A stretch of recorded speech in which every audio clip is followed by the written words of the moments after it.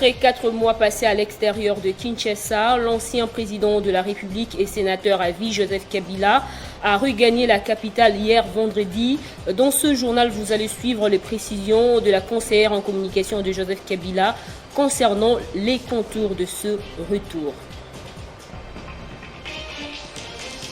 Après discussion, Fayulu et la police tombent d'accord pour la fin de la marche pour dénoncer l'insécurité à l'Est.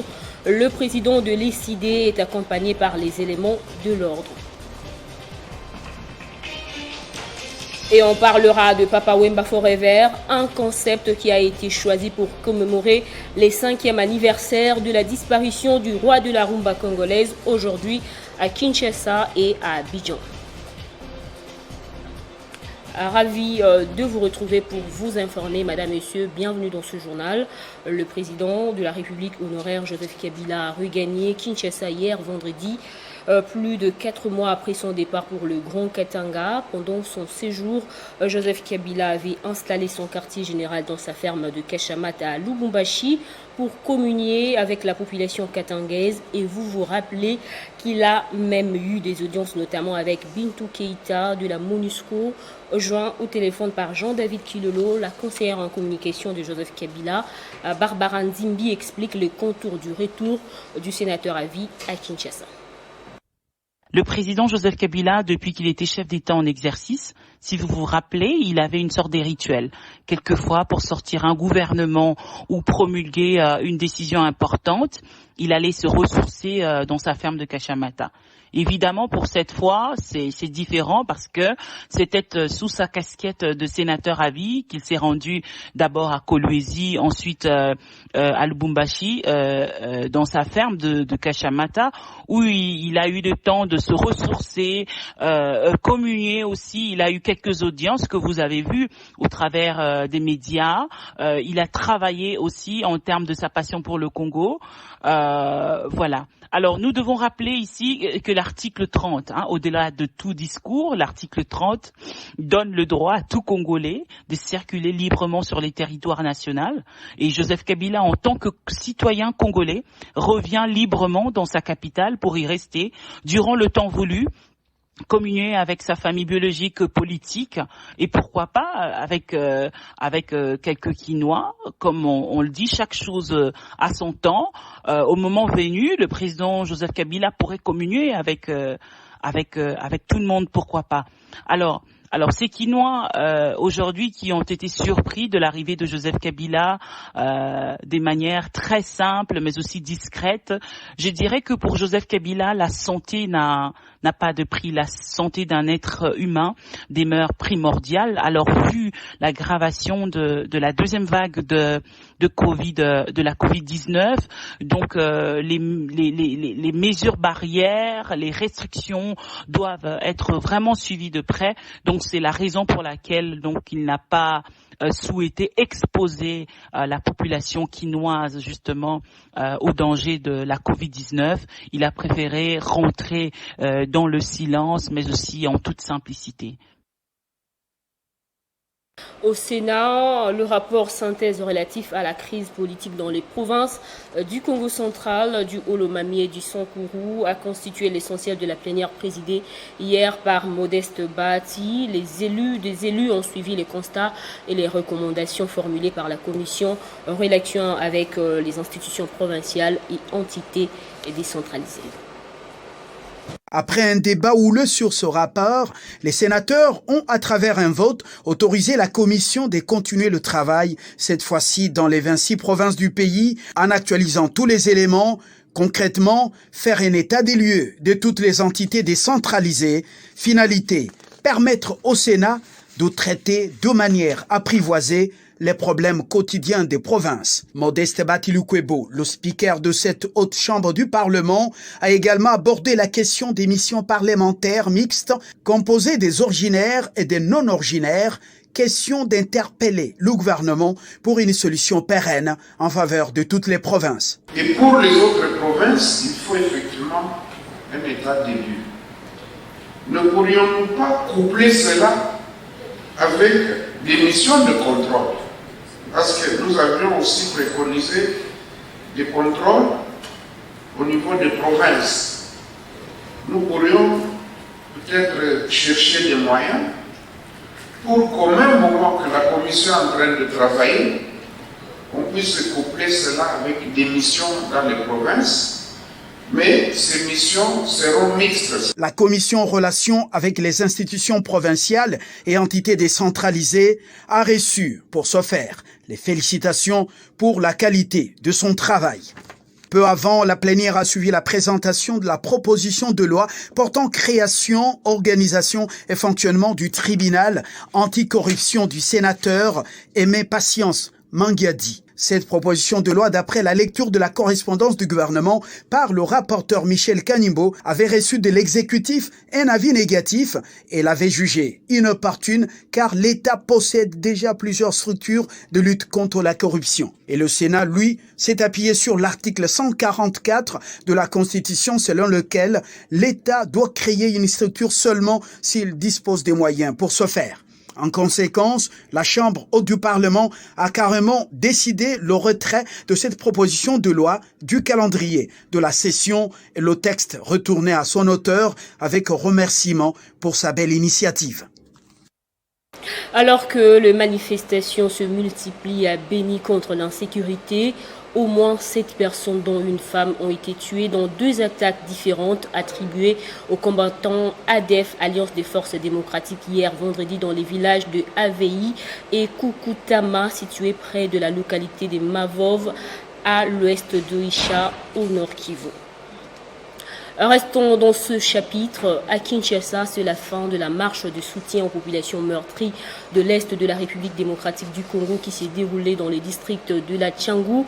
Martin Fayolou Madidi, qui manifestait aux côtés de plusieurs militants de la Mouka, a été empêché de poursuivre sa marche qui devrait se clôturer au Palais du Peuple. C'est au niveau de Pascal, un des quartiers populaires de la capitale, que la police s'est interposée après une longue discussion entre le président de l'ICD et les responsables de la police. Les 2 parties sont tombées d'accord pour la fin de la marche, rappelant que cette marche n'avait pas été autorisée par le gouverneur de la ville de Kinshasa, Jantini Ngobila. Une note de l'environnement, la note circulaire du gouverneur de la ville de Kinshasa portant interdiction de la production, importation et commercialisation et l'utilisation des sacs, sachets et autres emballages en plastique il y a 6 mois est déjà en application. La police, en collaboration avec certains bourgmestres, traque les fabricants de ces produits. Depuis près de 2 semaines, les bourgmestres de communes sont derrière tous les fabricants et vendeurs d'eau en sachet communément appelés eau pure. L'objectif est de faire respecter les instructions du gouverneur de la ville de Kinshasa sur l'interdiction de la production, la commercialisation, l'importation et l'utilisation des sacs et sachets plastiques. Du côté de la commune de la Gombe et celle de Kinshasa, des fabricants d'eau en sachet ont été surpris par les autorités municipales, accompagnés par la police. Nous avons surpris ces gens sur l'avenue Louvois, numéro 42, dans la commune de Barumbu. Ils vendent de l'eau non traitée. Je demande à la population de respecter la décision du gouverneur. Ces hors-la-loi ont été mis sous la disposition du parquet, comme l'avaient promis les premiers citoyens de la ville lors de sa descente sur l'avenue de la Paix à Matete.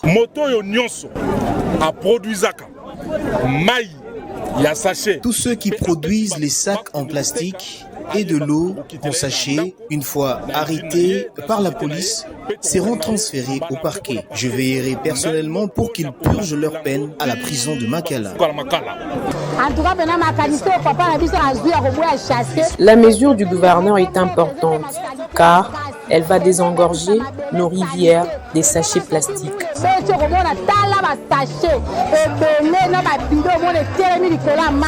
Pour rappel, à travers cette mesure interdisant l'usage de sachets en plastique, le gouverneur de la ville de Kinshasa vise à protéger les Kinois contre ces produits non biodégradables qui constituent un danger pour l'environnement. En culture, Papa Wemba Forêt Vert, c'est les concepts choisis pour la commémoration du 5e anniversaire de la disparition de celui qu'on appelait affectueusement roi de la rumba congolaise. Plusieurs activités seront organisées à Kinshasa et à Abidjan, en Côte d'Ivoire, où il était tombé arme à la main dans la nuit du 24 avril 2016 lors du festival d'Anoumabou. Quel chanteur africain qui a popularisé la rumba congolaise à travers le monde devait son surnom de papa au fait qu'il était l'aîné des enfants? Pascal? Papa Wemba. Papa Wemba, joli. Papa Wemba. Grand artiste, devant Dieu et les hommes, unique pour toutes les générations, Papa Wemba totalise 5 ans dans l'au-delà depuis qu'il est décédé en Côte d'Ivoire. Devoir de mémoire oblige, à l'instar d'une messe d'action des grâces qui sera dite en mémoire de l'icône de la musique et référence de la jeunesse africaine en la paroisse Saint-Joseph de Kinshasa ce samedi à 15h. Un comité d'organisation chapeauté par Marie-Laure Yaon a été mis en place dans la capitale ivoirienne pour piloter cette célébration qui sera marquée par plusieurs activités. Cofondateur des Aïko Langalanga et auteur-compositeur de plusieurs albums, dont Les Voyageurs en 1992, Émotion en 1995 et Molukai en 1998.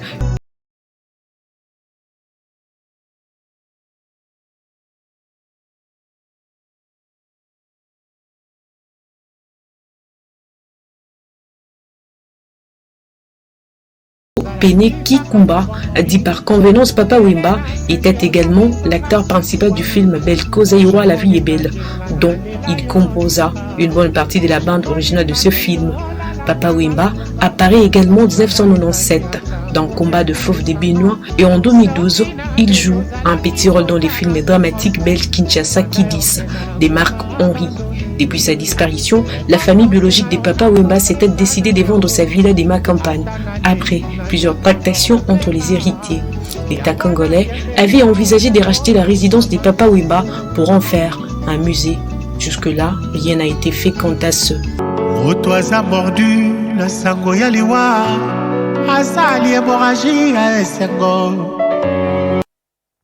Place au rappel des principaux titres. Après 4 mois passés à l'extérieur de Kinshasa, l'ancien président de la République et sénateur à vie, Joseph Kabila, a regagné la capitale hier vendredi. Dans ce journal, vous avez suivi les précisions de la conseillère en communication de Joseph Kabila concernant les contours de ce retour. Après discussion, Fayoulou et la police tombent d'accord pour la fin de la marche pour dénoncer l'insécurité à l'Est. Le président de l'ECD est accompagné par les éléments de l'ordre. Et on a parlé de Papa Wemba Forêt Vert, un concept qui a été choisi pour commémorer le 5e anniversaire de la disparition du roi de la rumba congolaise, aujourd'hui à Kinshasa et à Abidjan. Fin de ce journal, merci de votre fidélité à Télé 50. Rejoignez-nous sur notre site internet pour plus d'informations. Et on se quitte avec un extrait de Maman, un titre de Papa Wemba dédié à toutes les mères, choisi par Christian Calais.